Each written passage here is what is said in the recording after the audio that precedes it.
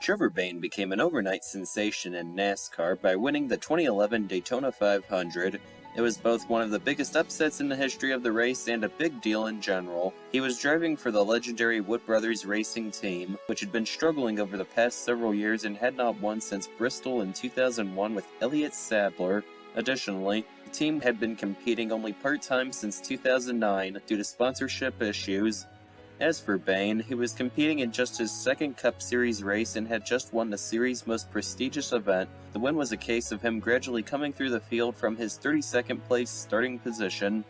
Not being in the right place as the leaders had an issue on the last lap or something like that. He had shown potential over the past 2 seasons in the secondary series, which included a 7th place points finish and a best finish of 3rd at Gateway, each in 2010. However, Bayne's career seemed to not be in line with this hype afterwards. For the 2011 Cup Series season, he competed part-time as planned, but it was a struggle and his second best finish was 15th at Talladega. Things went better in the secondary series, where he competed full-time with Roush Fenway Racing after joining them late in 2010. There, he was 4th in points after 8 races and he had 5 top 10 finishes. However, Bayne started to suffer from multiple sclerosis and his racing was set to the side. When Bayne returned, it seemed he was continuing on, as he finished 3rd at Chicagoland, his first race back. However, this was not continued. Over the next 13 races, Bayne would have just 3 top 10 finishes. In the final 6 races, Bayne had a significant uptick in performance as he failed to finish worse than 11th and, most notably, would get his first series win at Texas after battling late with teammate Carl Edwards. Despite missing 5 races due to his illness, Bayne finished 11th in the final standings. Over the next 3 seasons in the Cup Series, Bayne had just 2 top 10 finishes, each in 2012. In 2014, out of 12 races, he finished in the top 30 just 4 times. Meanwhile, Bayne still showed some promise in the secondary series. 2012 started off very well, with Bayne getting 3 top 10 finishes in the first 5 races, putting him 4th in points. However, sponsorship issues meant that Roush Fenway stopped running his entry full-time. After Ricky Stenhouse Jr. was promoted to the Cup Series in 2013 after winning the 2011 and 2012 championships, Bayne replaced him. For 2013 and 2014, he finished in the top 10 21 times each, including a win at Iowa in 2013, and finished 6th in the final standings each year. While the 2 seasons were respectable, they also lowered Bayne's stature. He had replaced the 2-time defending champion, who won 8 races in those 2 seasons, and only won once and finished 6th in points twice.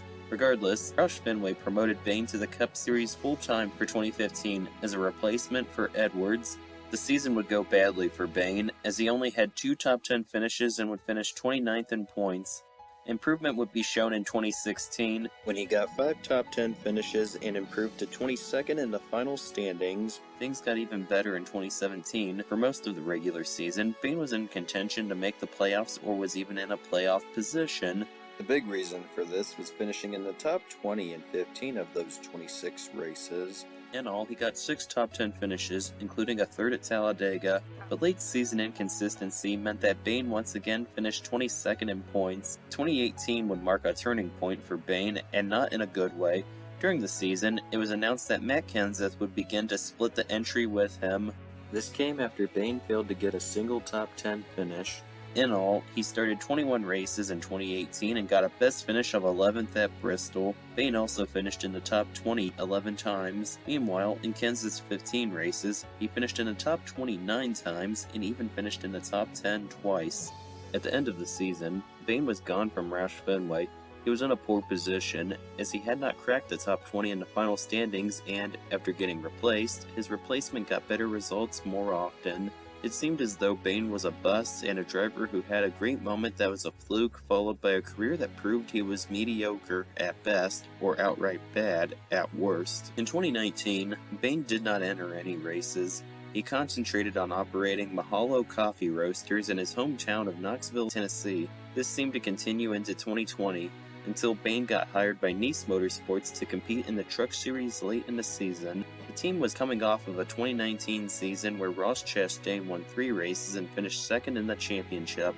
However, Chastain's replacement Ty Majeski had just 3 top 10 finishes in the first 15 races. Initially, Bayne did a one-off at Darlington before replacing Majeski. At Bristol, Bayne's third race with the team, he finished in 5th place. Unfortunately, his truck did not meet the minimum height requirement, causing him to be disqualified. Bayne made up for this by nearly winning at Talladega. He was leading on the final lap as Sturt Friesen lost control, causing a chain reaction. As the crash occurred, Raphael Lessard got the lead and win. Bayne would get one other top 10 finish during the season, 10th at Kansas. Despite these results in his 8 races, Bayne was not retained by Nice for 2021. Unlike 2019, Bayne was actually in a good place. Driving for a team that had been struggling, he finished in the top 10 twice with them, including a near win, and would have had a third one, if not for a disqualification resulting from an infraction he likely had nothing to do with. However, he did not do any races in 2021. Instead, he spent the year as an analyst for Fox Sports' NASCAR coverage. In 2022, Bayne returned to driving in a big way. It was announced that he would do a partial season with Joe Gibbs Racing in the secondary series. Bayne's first race with the team would come at Fontana. There, he qualified in 4th place. On lap 14, Bayne got the lead for the first time. He would go on to win Stage 1.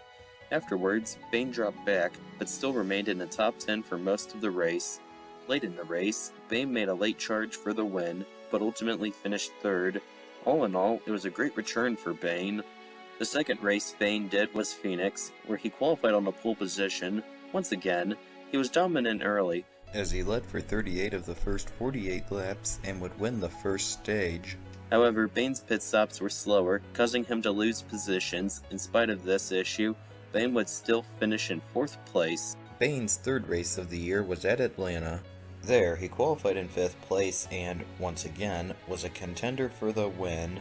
Ultimately, Bayne led for 38 laps. With 11 laps to go, he was running second to Austin Hill. Going into turn 1, Bayne tried to pass Hill, but they made contact, causing Bayne to lose control and trigger a crash. Bayne would still manage to finish on the lead lap, albeit in 28th place.